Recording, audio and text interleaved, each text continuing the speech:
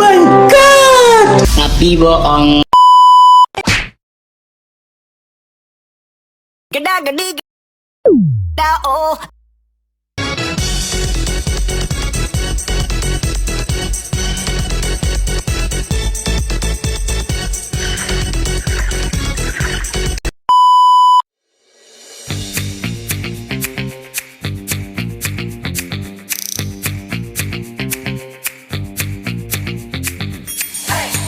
Oke, standby, kamera ready, sound ready, 3, 2, 1, action. Indonesia adalah negara kepulauan dengan kekayaan alam melimpah dan warisan budaya yang terbentang dari Sabang sampai Merauke. Ada berbagai suku bangsa di dalamnya, melahirkan adat dan budaya yang membuat kekayaan Nusantara tak ada tandingannya. Mengapa tidak kita lestarikan? Mengapa tidak kita pertahankan? Ragam budaya yang masih terjaga, terbukti mampu memukau mata dunia. Berbicara mengenai karya budaya bangsa, seakan tak ada habisnya. Indonesia menyimpan segala pesona, mulai dari alam, budaya, suku, dan adat istiadatnya, dan telah menjadi identitas tanah air yang tidak dapat dipungkiri. Mengapa kita harus selalu melestarikan budaya Indonesia? Karena budaya adalah harta karun Nusantara yang tak ternilai harganya. Identitas bangsa yang tak asal diciptakan, tapi mengandung nilai luhur dari lintas peradaban. Namun sayang, seiring perkembangan zaman, warisan leluhur kita kini perlahan mulai terkikis. Generasi muda yang menjadi pemeran utama seharusnya memahami apa itu budaya agar mampu membangun fondasi karakter bangsa. Warisan budaya yang diturunkan secara turun-temurun bukanlah sekedar tutur belaka, melainkan sebuah modal untuk mengangkat citra bangsa di mata dunia. Dan dari kami generasi muda Indonesia, dengan bangga kami persembahkan budaya.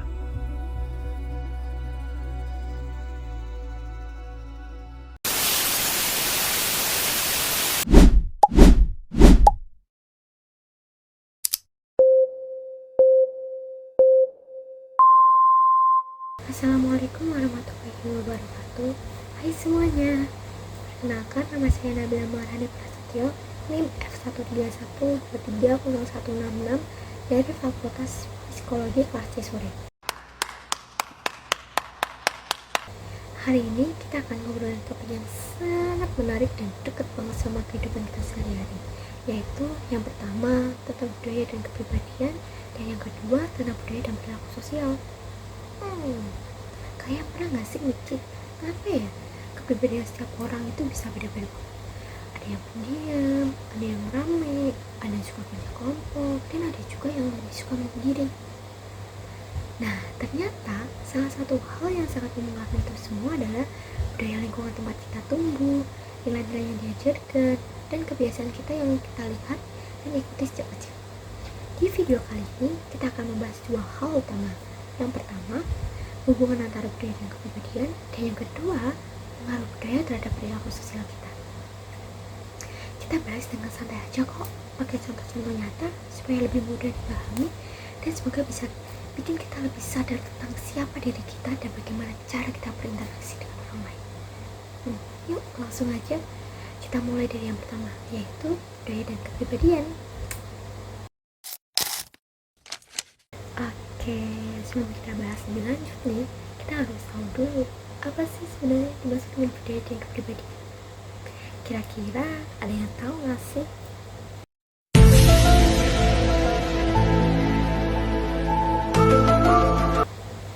Sini aku jelasin. Budaya adalah segala hal yang dipelajari dan diwariskan dari satu generasi ke generasi berikutnya. Mulai dari bahasa, kebiasaan, nilai, norma, adat istiadat, cara berbicara, cara berpikir, sampai cara pandang terhadap dunia. Sedangkan kalau kepribadian itu adalah pola berpikir, merasakan, dan cara bertindak yang khas dari seseorang.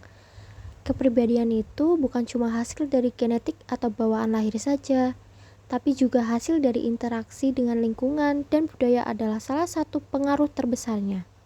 Nah, yang menarik lagi nih, budaya itu punya peran yang sangat besar dalam membentuk kepribadian kita sendiri. Jadi, kepribadian itu bukan cuma soal bawaan lahir saja atau genetik, tapi juga hasil dari interaksi kita dengan budaya tempat kita tumbuh. Oh iya, aku mau tanya deh, bagaimana sih budaya mempengaruhi kepribadian?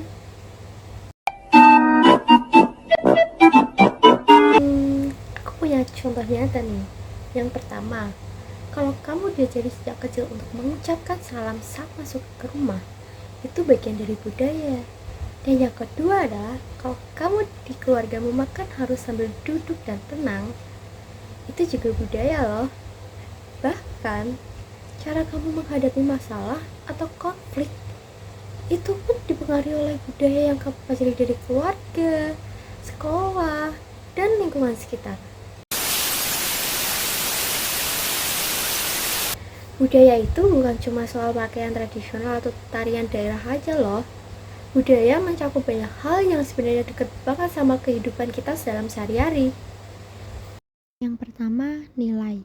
Nilai adalah hal-hal yang dianggap penting dan benar dalam suatu masyarakat. Contohnya, kejujuran, kerja keras, hormat kepada orang tua, atau gotong royong. Contoh budaya nilai yaitu, yang pertama ada di Indonesia, hormat kepada orang yang lebih tua. Yang kedua, di Amerika, kebebasan individu adalah nilai utamanya loh. Yang kedua, ada norma. Norma adalah aturan tidak tertulis yang mengatur bagaimana kita seharusnya bersikap dalam masyarakat. Contoh budaya norma yaitu tidak berbicara kasar di depan orang tua, mengantri saat membeli sesuatu, tidak menyela pembicaraan. Yang ketiga ada bahasa. Bahasa adalah alat utama untuk menyampaikan pikiran, perasaan, dan budaya. Tapi bukan hanya kata-kata. Itu mencakup gaya bicara dan ekspresi. Contoh budaya bahasa, sapaan seperti permisi, maaf, atau terima kasih. Di Jepang, nada suara rendah dianggap sopan. Namun di Italia, nada tinggi dan ekspresif justru wajar. Keempat, ada adat istiadat. Adat istiadat adalah kebiasaan turun-temurun dalam suatu kelompok masyarakat yang dihormati dan dijalankan bersama. Contoh budaya adat yaitu upacara pernikahan adat, tradisi lebaran mudik, potong gigi di Bali, upacara kematian di Toraja. Yang kelima ada cara pandang. Cara pandang adalah bagaimana suatu kelompok melihat dunia, termasuk soal waktu, alam, hubungan sosial, dan hidup. Contoh budaya cara pandang yaitu orang Jepang memandang waktu sebagai sesuatu yang sangat berharga, atau bisa dikatakan tepat waktu. Beberapa suku adat memandang alam sebagai ibu yang harus dihormati. Terakhir atau yang keenam, cara berpikir. Budaya juga memengaruhi bagaimana seseorang menyelesaikan masalah, mengambil keputusan, atau bahkan mengekspresikan emosi. Contoh budaya cara berpikir yang pertama yaitu budaya kolektif. Keputusan dibuat bersama, seperti di Indonesia dan di Jepang. Contoh yang kedua, budaya individualis. Keputusan dibuat secara pribadi, seperti di Amerika Serikat. Jadi, budaya itu seperti kacamata yang tak terlihat, yang membentuk cara kita melihat dunia. Karena kita belajar budaya dari lingkungan sejak kecil, kita kadang gak sadar bahwa itu sudah sangat memengaruhi kepribadian dan perilaku sosial kita. Makanya, penting banget buat kita mengenali budaya di sekitar kita, dan juga memahami bahwa orang lain bisa aja punya kepribadian yang berbeda, karena mereka tumbuh di budaya yang berbeda juga. Nah, setelah kita bahas soal hubungan budaya dan kepribadian, sekarang kita akan lanjut ke tema yang kedua, yaitu budaya dan perilaku sosial. Gimana sih budaya memengaruhi cara kita bersikap dan berinteraksi dengan orang lain? Langsung simak aja videonya. A few moments later. Kira-kira ada yang tahu gak sih apa itu perilaku sosial?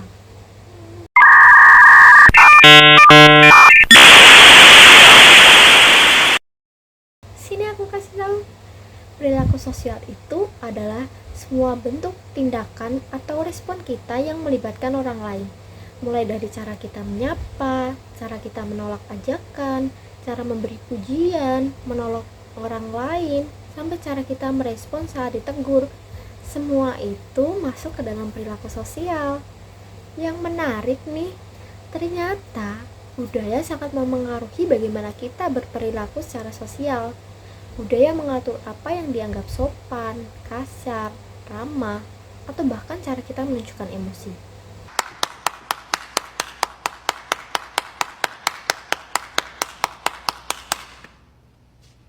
Contoh pertama nih, yaitu cara menolak ajakan.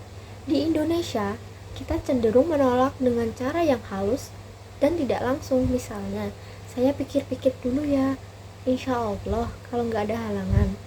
Ini karena budaya kita menjunjung tinggi keharmonisan dan menghindari konflik secara langsung. Sebaliknya, di budaya barat seperti Amerika atau Jerman, orang lebih biasa berkata langsung, no, sorry, I can't. Bagi mereka, ini bukan kasar, tapi justru bentuk kejujuran dan efisiensi loh. Adapun contoh yang kedua, yaitu kontak mata. Kontak mata juga diatur oleh budaya. Di Amerika, menatap mata saat berbicara dianggap tanda percaya diri dan kejujuran. Tapi di Jepang atau Korea, menatap terlalu lama justru dianggap tidak sopan, apalagi kepada orang yang lebih tua atau punya posisi lebih tinggi. Contoh yang ketiga adalah cara menyapa. Cara menyapa juga berbeda-beda. Di Indonesia, berjabat tangan atau bahkan mencium tangan orang tua adalah hal yang biasa kan? Namun di Jepang, orang membungkuk. Sedangkan kalau di Prancis, teman dekat menyapa dengan cium pipi kiri dan pipi kanan. Di zaman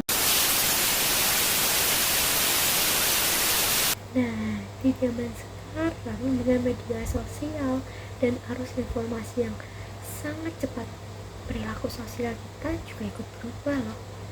Banyak anak muda sekarang yang lebih nyaman menyapa lewat chat daripada secara langsung.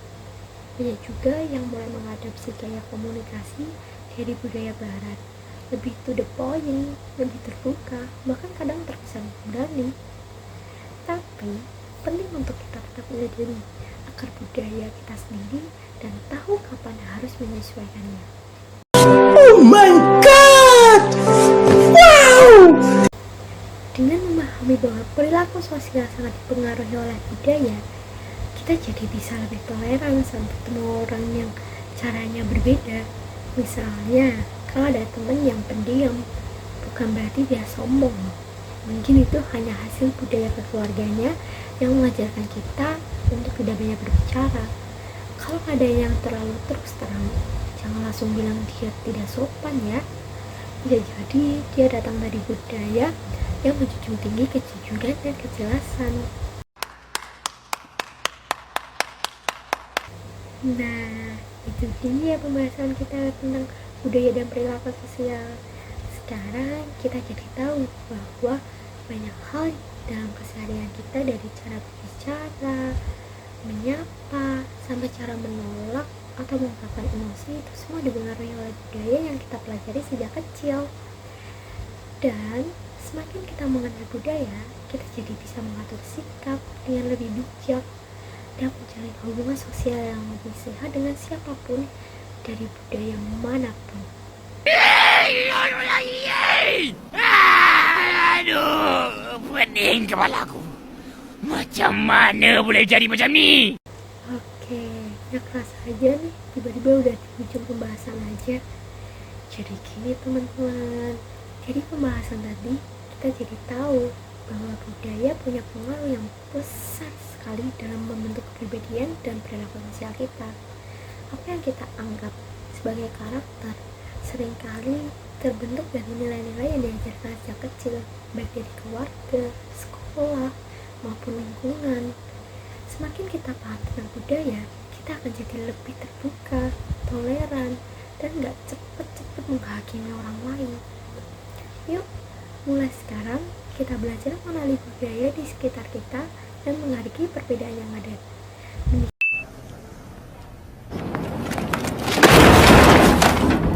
Demikian penjelasan yang dapat saya sampaikan.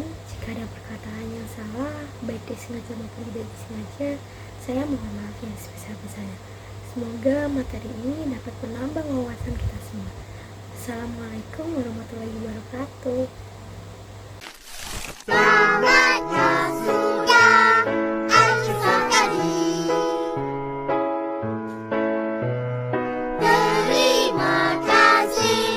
dan jumpa lagi.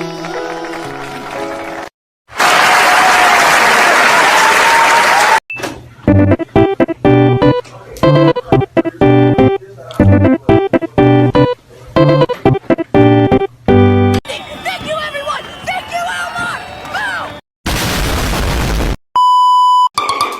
Go!